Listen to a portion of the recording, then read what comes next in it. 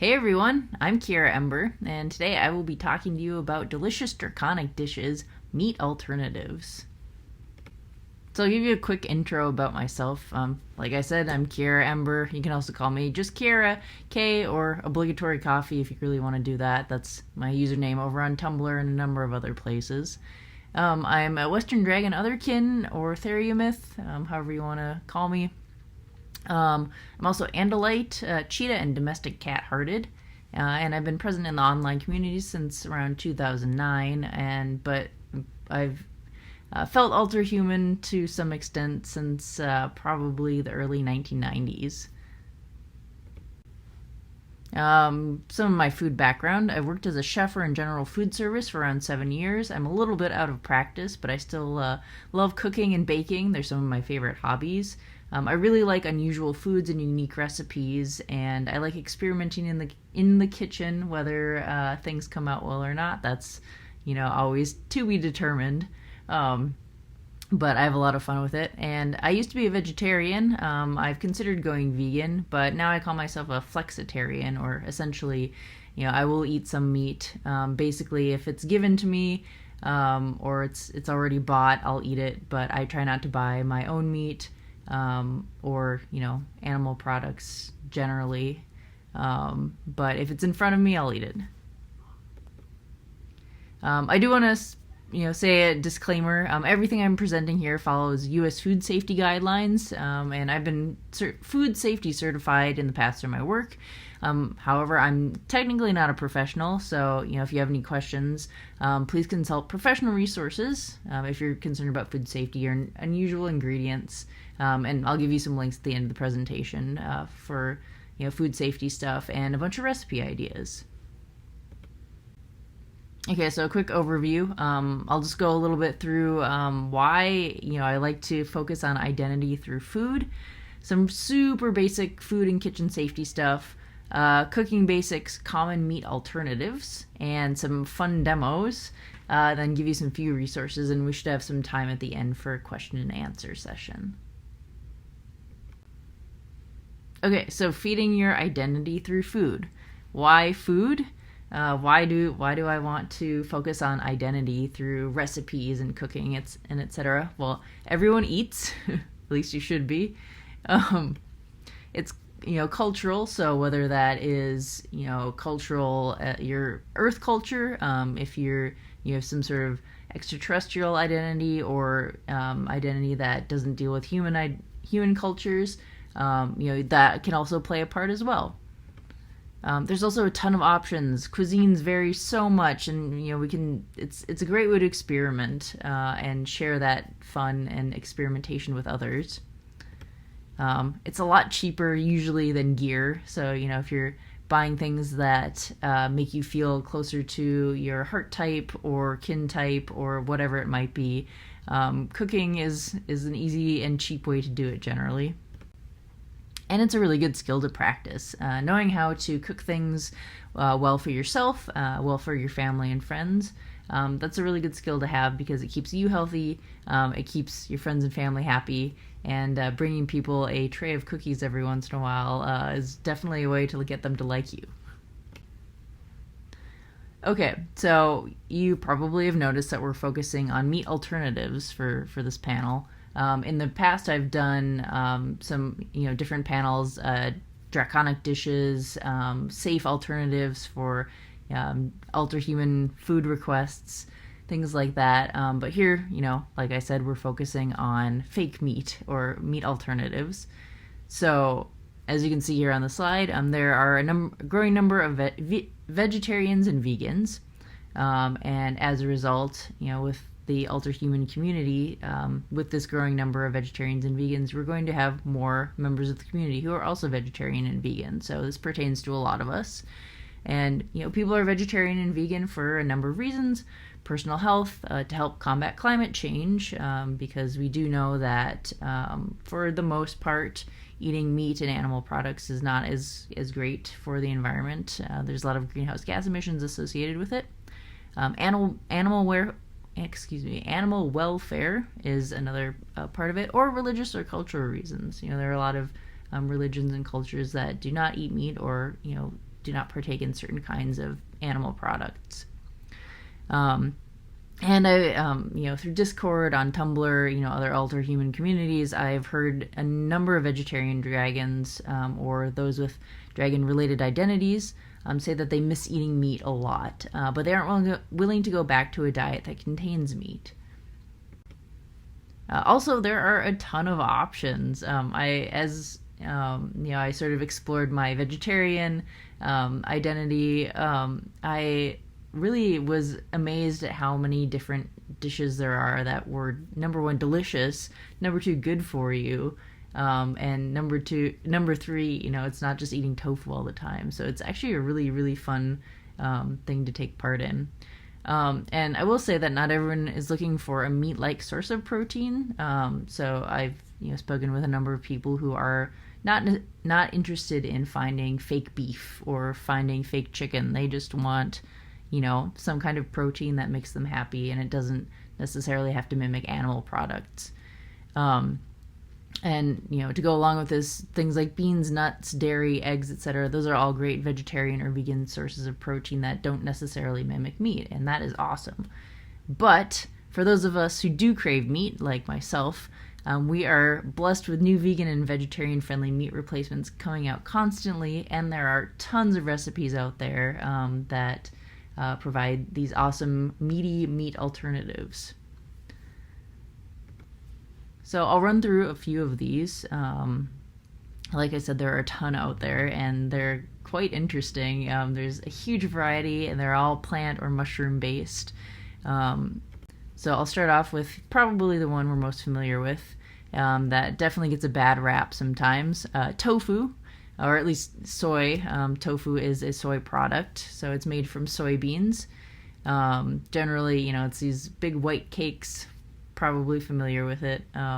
There's a ton of different kinds of tofu, so there's, what we generally see, fried tofu is made from firm tofu. There's silken tofu, which you can use to make vegan scrambled eggs, that if you do it right, they're actually quite good. There's pressed tofu, so you take a block of tofu and you squish it, essentially. And that can be, that makes it a lot more dense, a lot meatier. And there's also, it's called tempeh. It's also a soy product, clearly. But it's chunkier, it's got big chunks of soybeans in it, and it's fermented. And it can be used to make bacon, which is quite tasty. It doesn't have the same texture as normal bacon, but it's quite good. And some examples, I already mentioned some, but you can also make tofu wings. Here's some examples. Those tofu wings, scrambled eggs. Up in the left-hand corner is that pressed tofu I mentioned, and that picture in the center is the tempeh bacon. So you can see it's kind of nubbly. It's got some texture there. It's really good, honestly. So those are some examples of tofu. Moving on, this one's, I actually didn't really think very highly of this until recently, and I was absolutely blown away, which, spoiler alert, we'll see in one of the demos. This is seitan. It is not Satan. Don't call it Satan. People will look at you funny. But it's made from wheat gluten. So unfortunately, if you are gluten intolerant, this is not for you. This will make you very sick. But it's essentially, this is going to sound kind of odd. You'll see later in the demo. But it's essentially boiled bread or steamed bread. But because it's wheat gluten, it's maybe tough is not the right word, but it's very firm. You can make it very firm, and it mimics meat very, very well. It's got a really versatile texture, so depending on how it's prepared, it can be like I said, very firm, or you can depending on how you cook it, it can be a little bit lighter. You can actually pull it apart like pulled pork or shredded chicken. The flavor of wheat gluten itself is not super strong. So that really allows it to absorb flavors well to mimic different meats. So it can, be made into things that mimic beef, chicken, all different kinds of things. Some examples here up in the right-hand corner. This is a pot roast that is made from seitan or wheat gluten. There's meatballs. The bottom left-hand corner is jerky. I've actually had some, and it's quite good. And somebody actually went through the trouble up in the left-hand corner, upper left-hand corner. Somebody made pastrami, and I've never made it, but I'll link that recipe in the chat at some point. It really mimics meat well. Next, nuts and beans. This is a classic. Lentils, beans, walnuts, cashews, basically any sort of nut or peanut, tree nut. Those kinds of things are really good. Can be really good meat alternatives. I'm sure you all have heard of black bean burgers or lentil burgers.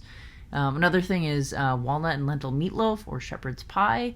You can make something that mimics ground meat pretty easily. Or, while this is not a meat, cashew cheese is a good example. That cashew cheese, it's a cheese spread. You can see there's an image in the middle of that. It actually tastes pretty similar to cheese if you make it right. Typically, people will add nutritional yeast to it, so that makes it kind of cheesy flavored. Shepherd's pie up in the upper left-hand corner, and that lentil meatloaf I mentioned over on the right. So another one that I have found kind of interesting is mushrooms, and so you'll notice I haven't mentioned seafood at all here.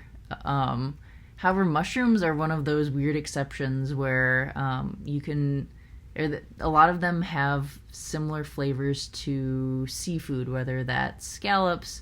There's lobster mushrooms, which are these really interesting bright orange, kind of lobster colored mushrooms, and they taste similar to lobster. Portobello burgers, those are a great example that is pretty common now, at least in the US. So down there in the middle, portobello burger, super easy. You just grill a portobello mushroom. You can marinate it, and it, as it cooks down, it mimics that meaty texture, and you can literally just slap it on a bun with some condiments, and you have a burger. Then there's also those oyster mushroom scallops over on the left. Essentially, you take the stem of an oyster mushroom, slice it, saute it in butter, oil, whatever you're into using, and they taste a little bit like seafood, a little bit like scallops. So it's a pretty delicate texture, but it can mimic scallops enough to sort of satisfy that urge to eat scallops and eat seafood. And then over there on the right is that those lobster mushrooms I was talking about. They're just cooked with some vegetables. And of course, moving on to meat alternatives, commercial products. Like I mentioned before, we have been blessed with all different kinds of meatless meats coming out constantly. It's a huge market now. And most of these are made from some sort of plant or mushroom of various kinds. So soy protein, pea protein, rice and potato starch, wheat gluten, like I mentioned earlier with the seitan, mushroom protein, etc. There's a really diverse ingredients list here, and many mimic real meat quite well. If you're familiar with Beyond Burgers, Impossible Burgers, some of those are almost indistinguishable if you're not really paying attention to beef patties. And now we have seafood. We have these fake seafood alternatives that I've never had them, so I can't speak to how good they are. But we have shrimp, we have scallops, we have crab cakes.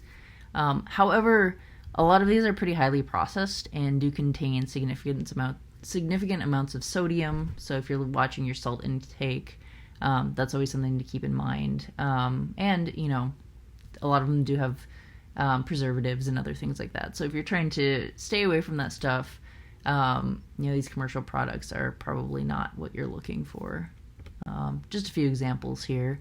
I've actually never had any of these. I just kind of pulled these off the internet, but I've had Beyond Burgers. I think they're delicious. But like I mentioned, that the seafood, there's coconut shrimp you can buy, tuna, which is tuna without the tuna, and fakin' bacon. You can see there it's made of seitan. But like I said, super versatile, and they're coming out constantly with these new products that mimic meat really, really well. So if you're craving something and you're, willing to eat something processed, this is a great option. So, why not just buy meat replacements like I was, talking about earlier? Honestly, for me, at least, I really like cooking, so it's a lot more fun for me to make my own. It's this exciting project to work on in the kitchen and maybe fail sometimes, but it's, when it turns out, it's really, really exciting. And as I mentioned, a lot of these meat replacements are highly processed, and making your own allows you to control what's going into your food. So, if you don't want to eat a lot of salt, which I really try not to, it's not great for you, or if you're sensitive to things, like raw garlic or gluten or soy or anything like that, you can omit those because you're in complete control. So I'll go super briefly over some food safety stuff and how to basically avoid foods, or avoid making yourself sick, avoid foods that are going to make you sick. I won't get into this super in depth. I did in my previous presentations, which I'll also link. I do go through that pretty in depth, so I feel like I'm sort of repeating myself over and over again. So if you'd like to learn more, go check those out. But I'll just go over it briefly here. First of all, cook your food. There are some foods that are harmful to eat raw, and some of us are monsters here, but don't be a monster when it comes to not cooking your food properly. So there are a lot of a lot of times we think of meat as being these high bacteria or high contaminated foods, but there are definitely vegetarian and vegan foods that can contain bacteria, parasites, or toxic compounds if they're not cooked correctly, and I'll go through a few examples. But proper cooking temperatures neutralize these. If they didn't, we wouldn't be eating them.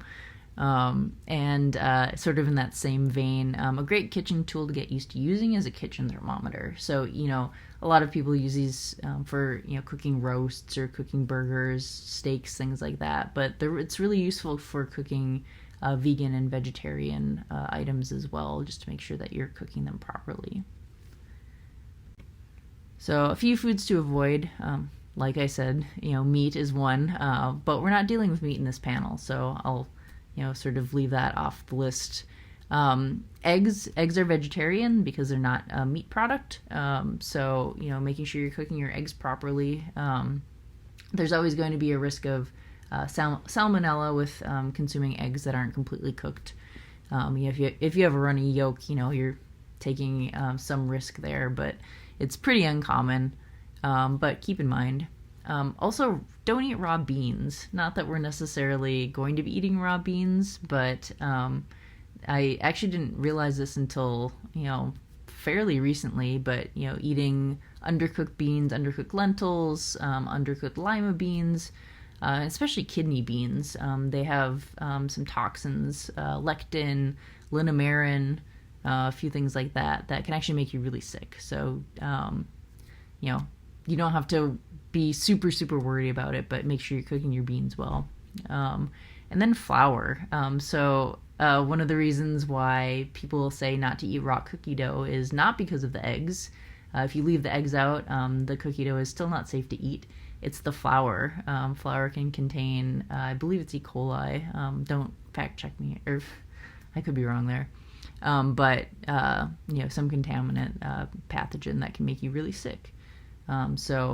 Cook your raw cookie dough and make some nice baked cookies instead.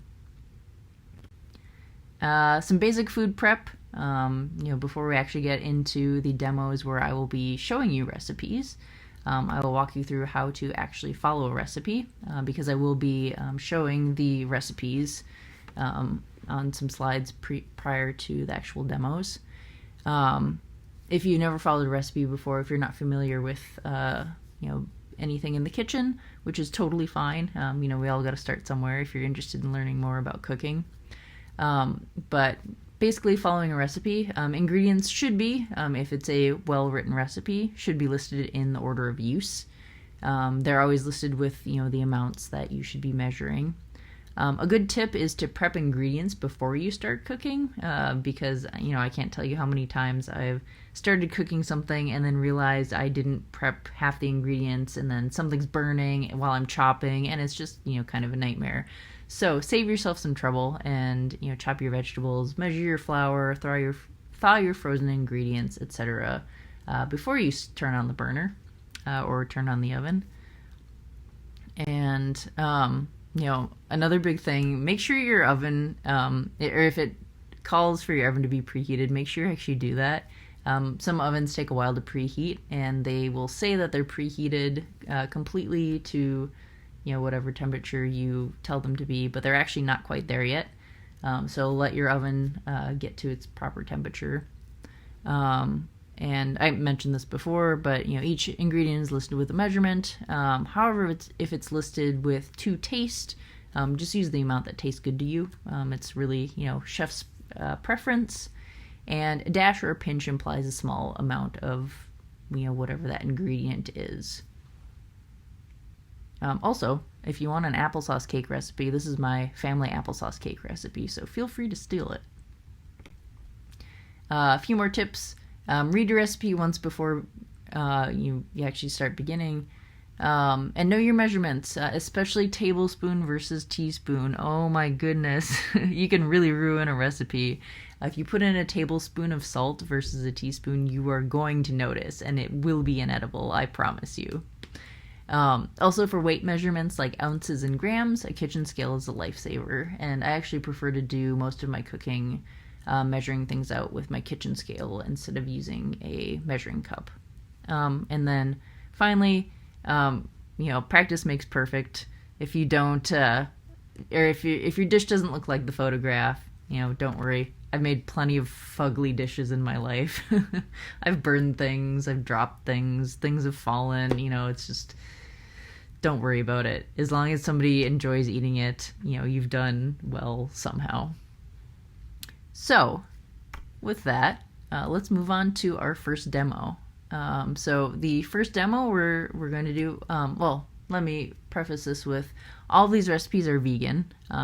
This is focusing on vegan and vegetarian dishes, but I figured I'd go with the lowest common denominator and just do all vegan dishes. So if you want to add something that is an animal product but not meat, you are welcome to. Then it becomes vegetarian, not vegan.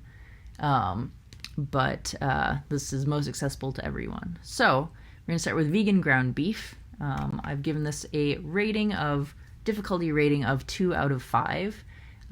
Basically, that means it's pretty easy. It does involve some chopping. If you're not good with a knife, that might be a little bit difficult for you, but it's pretty darn easy. So a little bit about the dish before we get started. This is super versatile. If the recipe calls for ground beef, there's a pretty good chance you can use this in its place. And we'll be making a taco meat version here, but the spices can be swapped out to make all kinds of other dishes, whether that's, Italian sausage flavored, Indian samosa filling, Korean bibimbap, just whatever. Basically, if you can add spices to it, you can make this ground beef taste like pretty much anything normal ground beef would be in. However, this is not safe for nut allergies. This has a lot of walnuts in it. So if you are sensitive to walnuts, do not make this. And this recipe, it doesn't quite follow the recipe perfectly from this link, but it's adapted from it, so it's pretty darn close. If you do want to make this on your own, some equipment you'll need is a chef's knife and cutting board. So a chef's knife is that big chopping knife that you see chefs with. Measuring spoons, measuring cup, a nonstick pan or similar, a spatula, and to make your life easier, if you have a food processor, I highly recommend using it, which I will show you in a little bit why I say that. Here's the recipe. Again, I will link this in the chat, so don't worry about trying to screenshot this or reading through all of this now, unless you really want to. But basically, we'll be using walnuts, mushrooms, soy sauce. If you're not consuming soy for any reason, you can use coconut aminos. I've never had them, but they're pretty similar to soy sauce as far as I'm aware. Ketchup, cumin, which is a spice, smoked paprika, onion powder, and garlic powder. I've actually omitted the salt in this. I mentioned earlier I'm trying not to eat a lot of salt just because it's not great for you, but you can add it if you want. And then finally olive oil, and we'll just be chopping up all of the ingredients and basically sauteing them. So we will start off. So chopping the garlic first, pretty simple, nothing fancy there. Moving on to the mushrooms, I'm slicing them in half. I've already brushed these off so they're clean, but it's a lot of mushrooms to chop. You can see why I recommend using a food processor if you have one. So we want these fairly fine. You want them to be ground beef textured. You don't want giant chunks of mushroom in your fake ground beef. So chop, chop, chop. We're done with those. Move the garlic too. Moving on to the walnuts. This took forever. I was very tired of chopping walnuts by the end of this. So again, you can see why I recommend using a food processor if you have one. We want these to be fairly fine, ground beef textured, like I mentioned. We don't want giant walnut chunks, but we also don't want these to be, a fine walnut dust. So, if you've had ground beef before, you can kind of gauge it by that. So we're finally done chopping. We'll heat up some oil in the pan. Oh, there's my cat. She says hi. Looks like that's done. So we'll add the walnuts and the mushrooms and the spices and let it cook for a little bit. It'll cook out most of the liquid from those mushrooms. Once it's starting to brown, we'll add in the soy sauce and the tomato or the ketchup. Stir that. Add a little bit of olive oil. So this is the finished product. It really didn't take that long to cook, and you can see it's a little bit oily like ground beef tends to be. So that's realistic. It also looks like ground beef, and it really tastes like taco meat. I mean, obviously you have the walnut bits in there. And so it's not the exact texture of ground beef, but it's really delicious. I didn't use it for tacos. I just had it with some, vegetables and whatnot throughout the week. But boy, was it good. Highly recommend. For our next demo, I'll be showing you rice paper bacon. This one was, I rated it a 3 out of 5 for difficulty just because it's kind of finicky. And the recipe seems really easy, but cooking the bacon turned out to be a little bit harder than I expected, and it required some trial and error essentially, as far as trying to get the right amount of marinade, etc. on it. Also, this was really good. It's really salty. It's really savory, umami. That delicious kind of satisfying flavor, but it wasn't really bacony. And in part that might be because I didn't have liquid. It's called liquid smoke. It's basically smoke flavoring, and instead I used barbecue sauce, which they recommend if you don't have that. So adding that liquid smoke flavor may have changed the baconiness of it, but my suggestion is if you want vegan bacon or vegetarian bacon that actually tastes like bacon, you might just want to buy the commercial stuff. But that's not to say that this wasn't awesome, and you should totally make it regardless. This is where I got the recipe. Again, I used a few different things, so I adapted it a little bit. But if you feel like making it, this is the equipment you'll need. Kitchen shears, parchment paper, or a silicone baking mat. I just use parchment paper, but silicone baking mats are awesome. I don't have one yet, but someday. A bowl or a casserole dish to dip your bacon slices in, a whisk or a fork, and a cookie sheet to actually bake everything on. Here's the recipe. So it does use rice paper. So this isn't a very high protein meat replacement, but it's a tasty meat replacement. And yeah, so it uses nutritional yeast, garlic powder, olive oil, soy sauce or tamari, which is similar to soy sauce. Liquid smoke, like I mentioned, I just use barbecue sauce, but if you want it to be more bacony, I would say, spring for liquid smoke. I just realized that I have a typo on my recipe. Don't use double the liquid smoke. A tablespoon of maple syrup for a little bit of sweetness, black pepper, paprika, and then mushroom seasoning, or MSG, which is monosodium glutamate. Gets a bad rap, but it's delicious. Here I've used mushroom seasoning.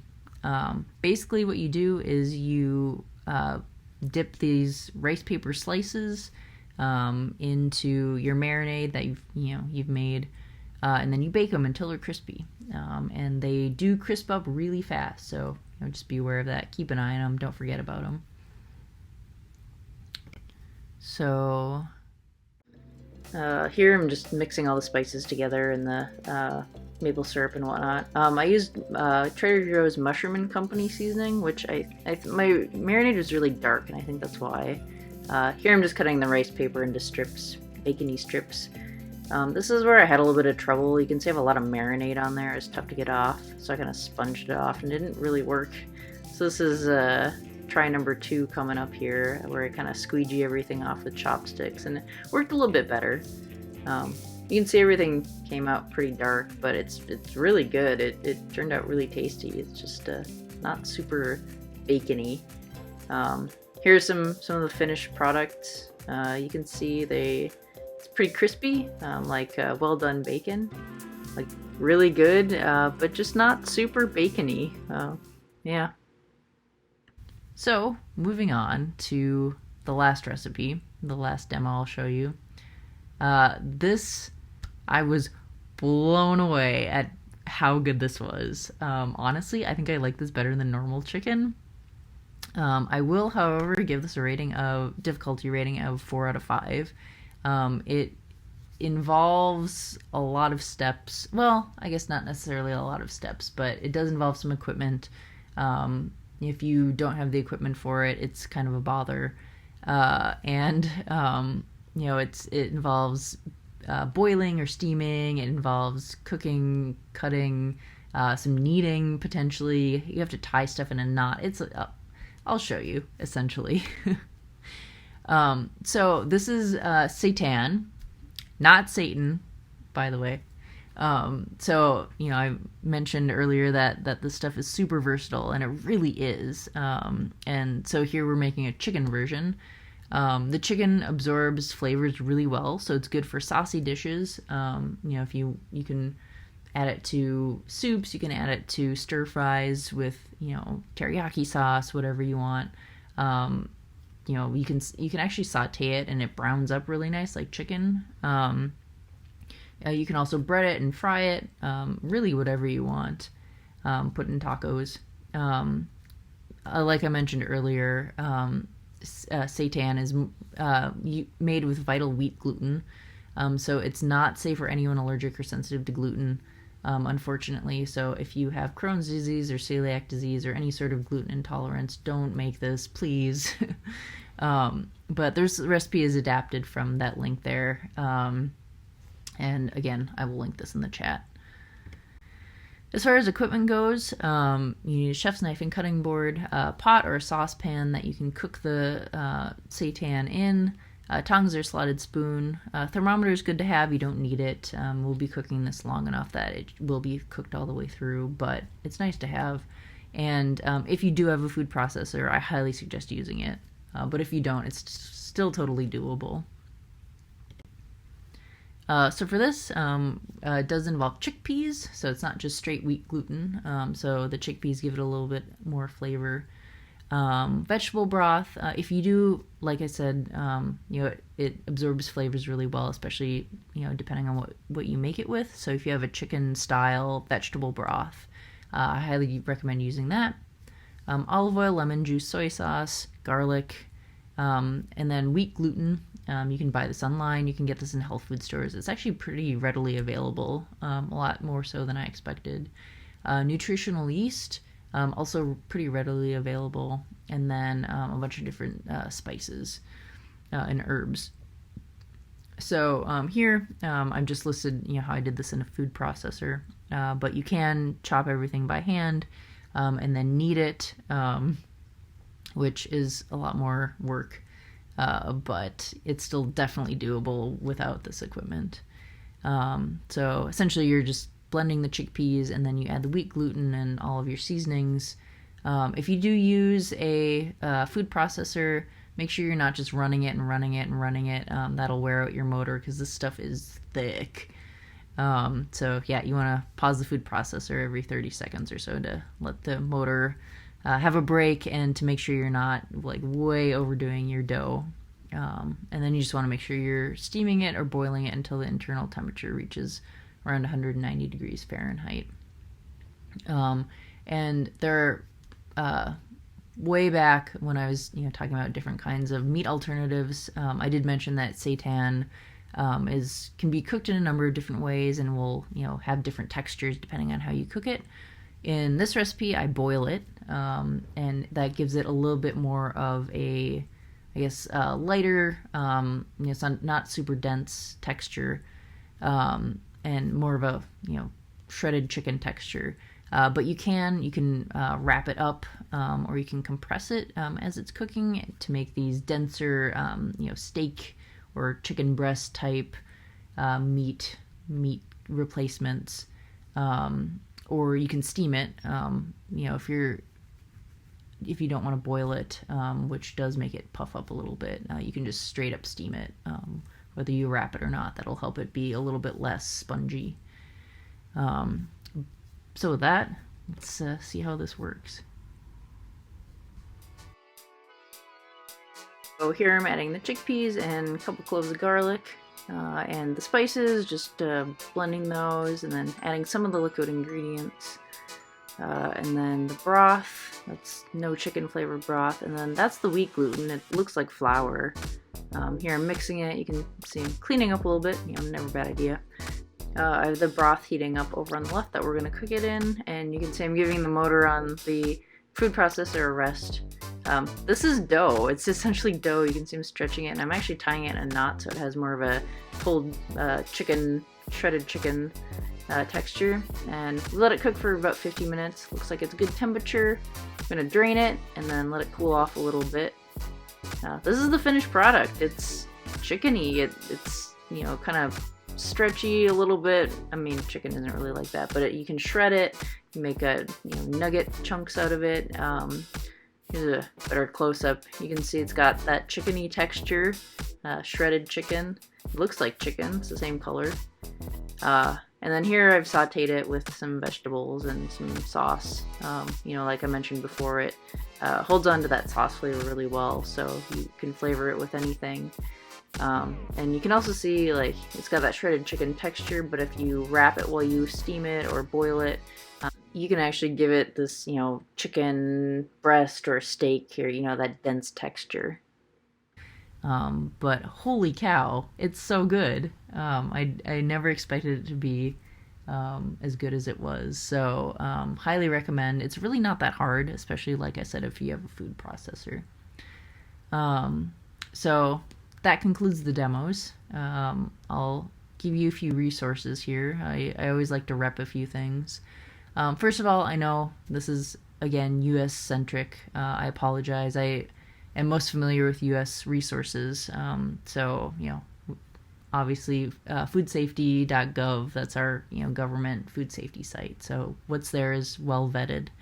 If you have any food safety concerns or, questions, this is a good place to search first. I've mentioned this in all of my presentations, but I really like this website. It's called Taste Atlas. Here's a good example, if I can get the video to play. It has a map. You can just scroll around and zoom into different places, and it lists all of these different cuisines, dishes from all over the world. And so you can actually zoom in. Here we're zooming into Japan. So say you're feeling like you want some ramen, or you want some dumplings or gyoza, what have you. You can just go search for all of these different things, and if you're interested in a certain place, in the world, you can explore it through food. So, as I was mentioning earlier with cultural cuisines and, how to share experiences with other people, or how to, get closer to your identity if you have an earth-based identity, this is a great way to do it. And they have a lot of interesting dishes that, I guess there are certain dishes, associated with Italy, like pizza and lasagna or whatever, but you can zoom into certain places and actually get a feel for what somebody from that certain region would eat or what have you. So, I really, really, really like it. Can't say enough about it, honestly. I also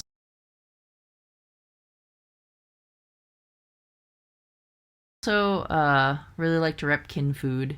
So this is primarily otherkin or other kind tumbler, but it really will work for any elder human or non-human identity. However, it's basically a dead tumbler. I actually haven't checked it recently, but they may have added a few more things. Hopefully, every once in a while, I'll get a little burst of activity. But essentially, you can search it for whatever your identity is. You can look for birds, and then if you have a bird identity, or something that you want to look up something that has to do with birds, or dwarves, or whatever. This is a great place to find these alter human identity related recipes, and they've all kinds of fun stuff. However, the tag system doesn't work anymore, so you have to add things in manually. But like I said, it's still worth exploring. It's a really cool Tumblr. And then finally, this is one I just found recently. Vegan and vegetarian protein overview. This is from Healthline, so they generally have pretty good stuff if it's fact checked. So it just gives you an overview of if you are looking to go vegan or vegetarian, or if you already are and you're looking for sources of protein. This is a good overview, a good place to learn about it. And again, I will link this in the chat, so you have links that you can click instead of trying to type in everything here on this slide, because I know it doesn't provide links. With that, I'm done. I really appreciate you listening. Thanks so much for tuning in. If you have any questions that you don't think of until later, or you don't want to ask in the chat or whatever, you can always email me. You can shoot me a DM here on Discord, or go find me on Tumblr, or check out my website, beyondhumanity.net. It's not a great way to get in contact with me, but you can see what I'm up to, because I do update the blog every once in a while. That's kind of all I've done recently, unfortunately. But anyway, we should have some time for a question and answer session. So if any of you have questions about what I showed you, some thoughts about things you would like to, learn more about, or, you have some recipe ideas, things that have worked well for your identity, let's go for it. Please share your thoughts with me. And again, thank you so much, and I hope you enjoyed this.